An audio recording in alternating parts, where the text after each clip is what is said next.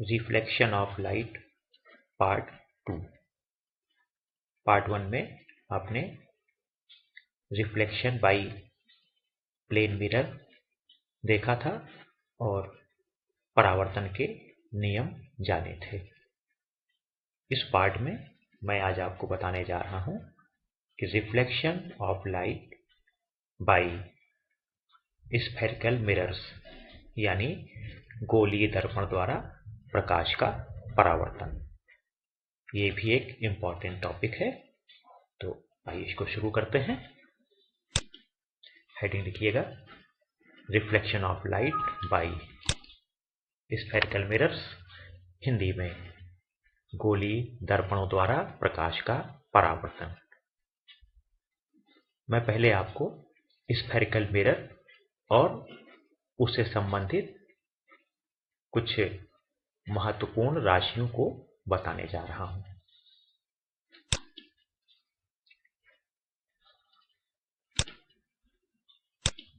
देखिए छात्रों, आपके सामने यह एक कॉनकेव यानी अवतल दर्पण है।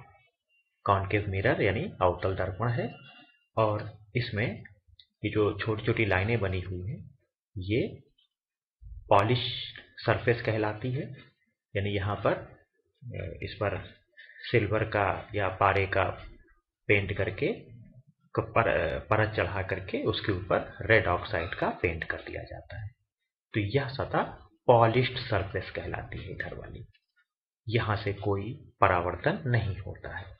इसके ठीक विपरीत इधर आइए आप, ये जो सरफेस है ये कहलाती है परावर्तक सतह या रिफ्लेक्टिंग सरफेस।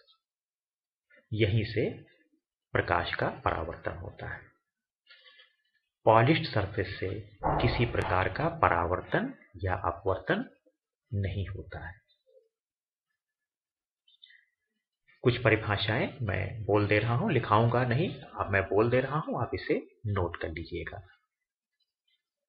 ये इस अवतलाकार दर्पण है, इसके सेंटर ये देखिएगा, इसे हम ध्रुव कहते हैं हिंदी में और इंग्लिश में पोल कहते हैं, जिसे P से प्रदर्शित करते हैं। दर्पण से संबंधित सभी दूरियां पॉइंट P से ही मेजर की जाती हैं। जो दूरियां P के लेफ्ट हैंड साइड में मापी जाती हैं उनके परिमाण के पहले हम ऋणात्मक चिन्ह लगा देते हैं। इसके विपरीत जो दूरियां पोल से दाहिनी ओर मापी जाती हैं उनके परिमाण के आगे धनात्मक चिन्ह लगाया जाता है, अर्थात वे दूरियां धनात्मक मानी जाती हैं।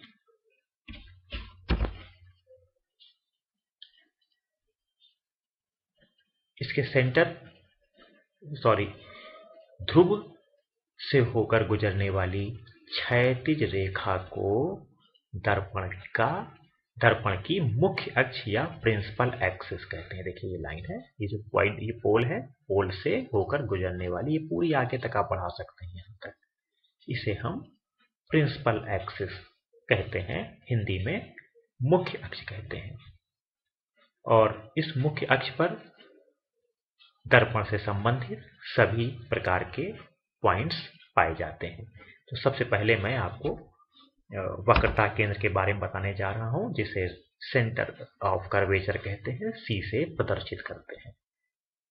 तो छात्रों, ये जो आपका अवतल दर्पण है ये किसी न किसी एक गोले का छोटा सा भाग है। तो जिस गोले का यह भाग होता है उस गोले के केंद्र को हम दर्पण का वक्रता केंद्र कहते हैं और इसे C से प्रदर्शित करते हैं। इसकी एक विशेषता और भी है कि सेंटर ऑफ कर्वेचर से दर्पण की सतह पर खींची गई कोई भी रेखा जिस बिंदु पर दर्पण को काटती है उस स्थान पर या उस बिंदु पर वह अभिलंब का कार्य भी करती है। जैसे सपोज करिए कि आपके पास दर्पण पर एक पॉइंट है M और अब मैं C से M को मिलाती हुई एक रेखा खींचने जा रहा हूं। आप देखिएगा ये पॉइंट M है। तो यह रेखा इस पॉइंट पर, जहां पे हमारा लेजर पॉइंट है, इस पॉइंट पर यह नॉर्मल का कार्य करती है, अभिलंब का कार्य करती है। और आपने लेक्चर 1 में देखा था, पार्ट 1 में देखा था कि आपतित किरण हो या परावर्तित किरण हो, उनके जो कोण मापे जाते हैं वे सब के सब अभिलंब या नॉर्मल से नापे जाते हैं। तो यही नॉर्मल है। एक बिंदु हम और लेते हैं, कहीं नीचे आते हैं मुख्य अक्ष के, और इसे बिंदु N कहा गया। और चलिए C से N को मिलाने वाली एक और रेखा खींचते हैं। ये देखिए, यह रेखा पॉइंट N पर लंब का कार्य करती है, नॉर्मल का कार्य करती है। और हम इसी के द्वारा विभिन्न प्रकार के कोणों को ज्ञात करेंगे। तो C की यह सबसे बड़ी विशेषता है कि इसके द्वारा हम अभिलंब को बड़े सरलतापूर्वक खींच सकते हैं।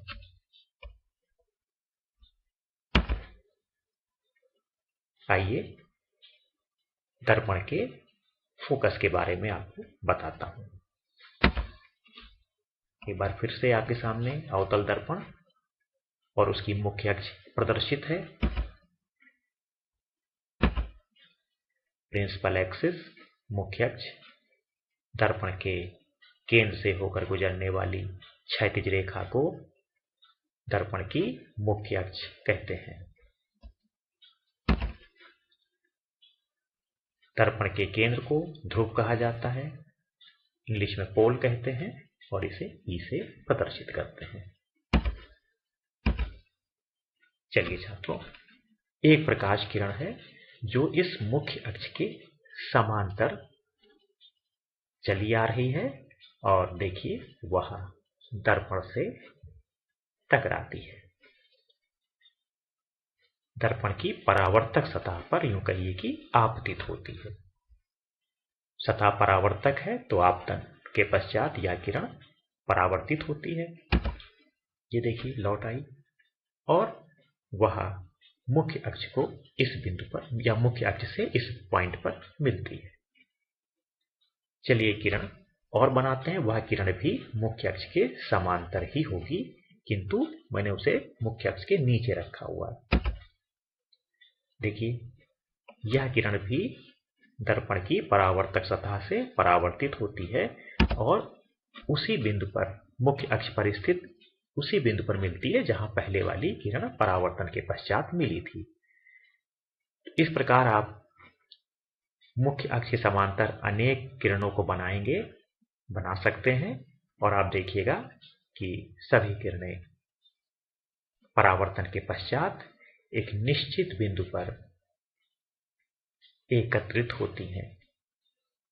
इस निश्चित बिंदु को दर्पण का फोकस बिंदु कहा जाता है या फोकस कहा जाता है। तो इसकी डेफिनेशन लिखिएगा, परिभाषा लिखिएगा कि मुख्य अक्ष के समांतर चलने वाली प्रकाश किरणें दर्पण की परावर्तक सतह से परावर्तित होने के पश्चात मुख्य अक्ष पर स्थित जिस बिंदु पर मिलती है अथवा मिलती हुई प्रतीत होती है, उसे दर्पण का फोकस बिंदु कहते हैं।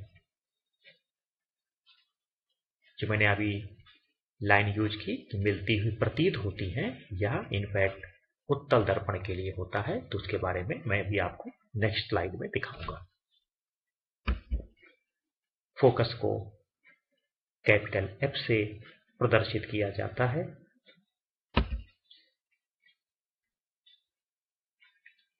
अब आपके सामने सेंटर ऑफ कर्वेचर यानी वक्रता केंद्र को दिखाया गया है, जिसे हम C से प्रदर्शित करते हैं।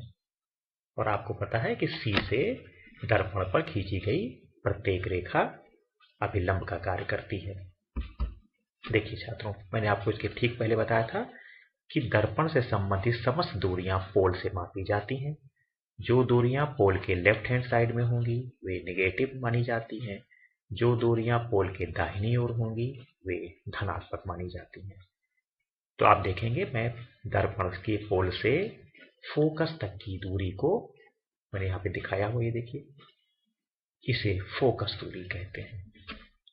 और स्मॉल f से प्रदर्शित करते हैं।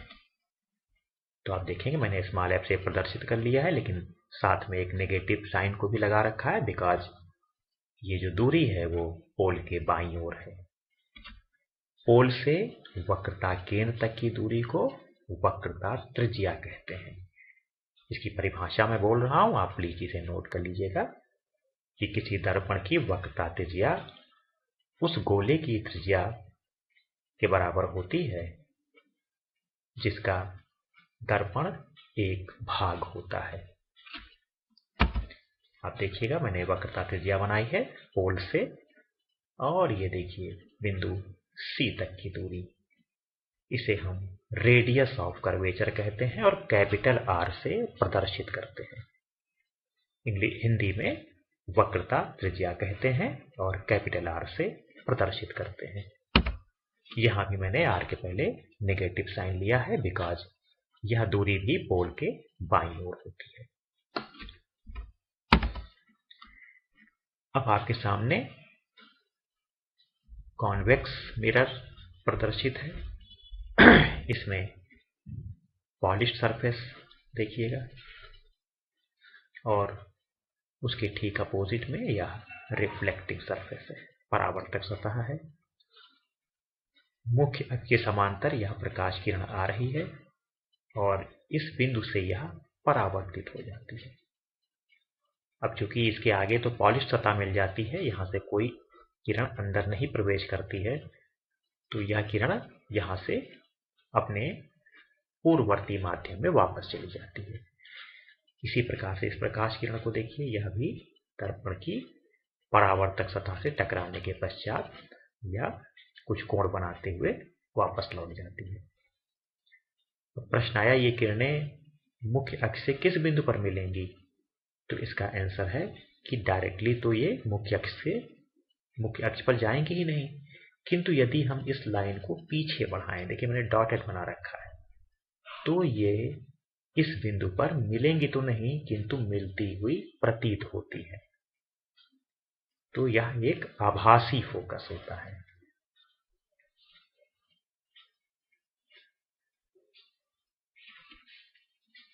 उत्तल दर्पण में प्रकाश किरणें परावर्तन के पश्चात मुख्य अक्ष के समांतर चलने वाली किरणें परावर्तन के पश्चात मिलती नहीं है, बल्कि मिलती हुई प्रतीत होती है। यहां भी उसका आप देखिएगा, वक्रता केंद्र C दर्पण के पोल के दाहिनी ओर है, इसीलिए यहां पर हमने वक्रता त्रिज्या के सामने प्लस चिन्ह लगा रखा है। दर्पण के पोल से फोकस तक की दूरी को हम फोकस दूरी कहते हैं, स्मॉल f से प्रदर्शित करते हैं। ये देखिए यहां भी मैंने इसके पहले पॉजिटिव साइन लगा रखा है, बिकॉज यहां जो फोकस बिंदु है वह पोल के दाहिनी ओर है।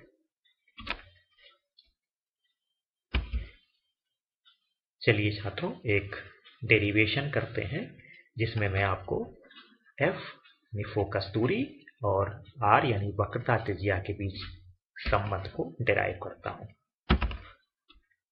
तो हेडिंग लिखिएगा कि दर्पण की वक्रता त्रिज्या तथा फोकस दूरी में संबंध। इसको थोड़ा सही करिएगा, ये सेंटर ऑफ कर्वेचर नहीं है, ये रेडियस ऑफ कर्वेचर होना चाहिए था, मैं सही नहीं कर पाया इसे, प्लीज इसे नोट करिएगा। Relation between radius of curvature and focal length, आगे और लिखिएगा, ऑफ द मिरर। इस डायग्राम को मैं आपको समझा रहा हूं। यहां पर मैंने एक अवतल दर्पण लिया हुआ है, कॉनकेव मिरर लिया हुआ है, ये उसका पोल है और पोल से क्षैतिज गुजरने वाली यह रेखा मुख्य अक्ष कहलाती है और मुख्य अक्ष पर ही इसका सेंटर ऑफ कर्वेचर C है। और आप जानते हैं कि सेंटर ऑफ कर्वेचर से दर्पण पर खींची गई प्रत्येक रेखा नॉर्मल यानी अभिलंब का कार्य करती है। देखिए मैंने आप एक रेखा खींच रखी है, देखिए आप हमारे लेजर पॉइंट को देखिएगा, जिस रेखा पे चल रहा है यह रेखा पॉइंट M पर अभिलंब का कार्य करती है। और आप जानते हैं कि प्रकाश की किरण के समस्त एंगल अभिलंब से ही नापे जाते हैं। अभिलंब हमने खींच लिया है पॉइंट M पर और अब एक प्रकाश किरण मुख्य अक्ष के समांतर आ रही है। देखिए, अब लेजर पॉइंट को देखिएगा, ये आ रही है और बिंदु M बन गया आपतन बिंदु। और आप जानते हैं कि और यह किरण आपतित किरण है। आने वाली दर्पण की ओर आने वाली किरण को आपतित किरण या इंसिडेंट रे कहते हैं। तो आपतित किरण द्वारा इस अभिलंब से बनाया गया एंगल है थीटा।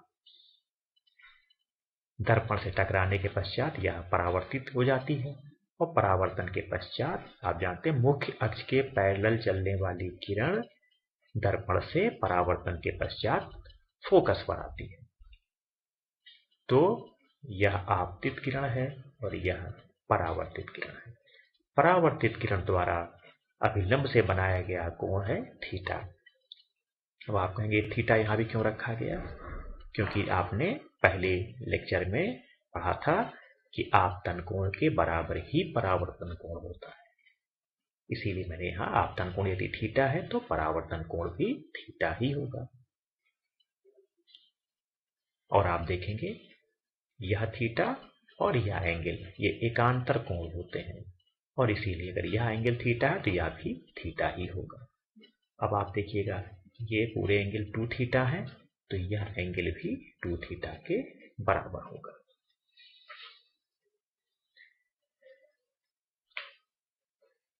इसके अलावा पोल से फोकस तक की दूरी -f नेगेटिव क्यों लगाया गया है आप जान चुके हैं। और पोल से सेंटर ऑफ कर्वेचर की दूरी को हम रेडियस ऑफ कर्वेचर कहते हैं, कैपिटल R से दिखाते हैं। नेगेटिव साइन के बारे में मैंने आपको बता रखा है। तो चलिए छात्रों डेरिवेशन शुरू करते हैं। सबसे पहले मैं आपको यहाँ पर एक ट्रायंगल ले रहा हूँ। ट्रायंगल है CMN में,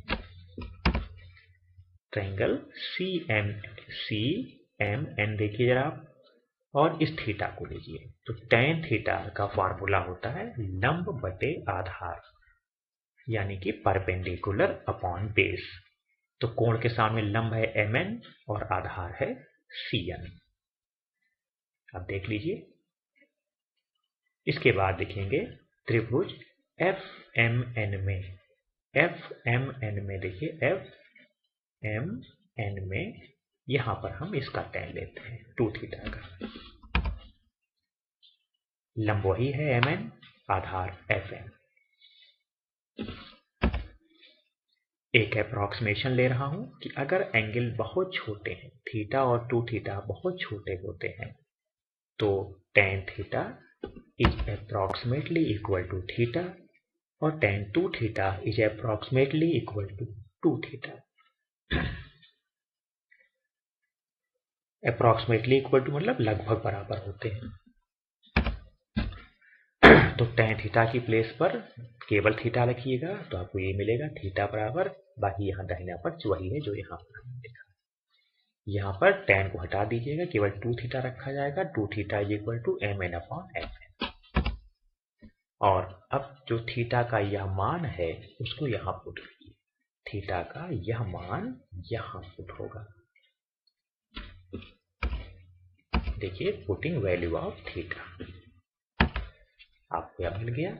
MN से MN आपने कैंसिल किया, आपको मिलता है 2 upon CN is equal to 1 upon FN। Cross multiply करिए तो CN को मल्टीप्लाई करिए 1 से तो CN मिलेगा, FN को मल्टीप्लाई करिए 2 से तो 2FN। अब हम यह मानते हैं कि ओपनिंग ऑफ द मिरर यानी दर्पण का जो द्वारक है, अपर्चर है, वो बहुत छोटा है, छोटा सा दर्पण है बिल्कुल। तो ऐसी कंडीशन में जो दूरी CN है, एक बार आप डायग्राम को फिर से देख लीजिएगा, उसको हम CP के लगभग बराबर मान सकते हैं। यहाँ पर एग्जैक्ट इक्वलिटी नहीं लगेगी, यहाँ भी अप्रॉक्सीमेट इक्वल टू का साइन लगेगा। और FN is equal to FP। तो ये दोनों अप्रॉक्सीमेशन यहाँ रखिए आप इस जगह पर, आपको मिलेगा CP बराबर 2FP। और आप देखिएगा डायग्राम को एक बार आप दोबारा देख लीजिए जाकर वापस जाकर, तो CP हमने -R से दिखाया हुआ है, जबकि FP को -F से। दोनों साइड्स में नेगेटिव साइन है, कैंसिल कर दिए जाएंगे तो आपको फाइनली मिलता है F is equal to R/2। तो this is most important relationship between focal length and radius of curvature of the spherical mirror। बहुत इंपॉर्टेंट रिलेशन है, इसे आप याद करिएगा, डेरिवेशन एग्जाम में आता है करने के लिए, तो आप इसी प्रकार से करिएगा। तो यह रिलेशन बताता है कि जो फोकस दूरी होती है वह वक्रता त्रिज्या की आधे के बराबर होती है। तो आज मैं यही फिनिश कर रहा हूँ। Thank you.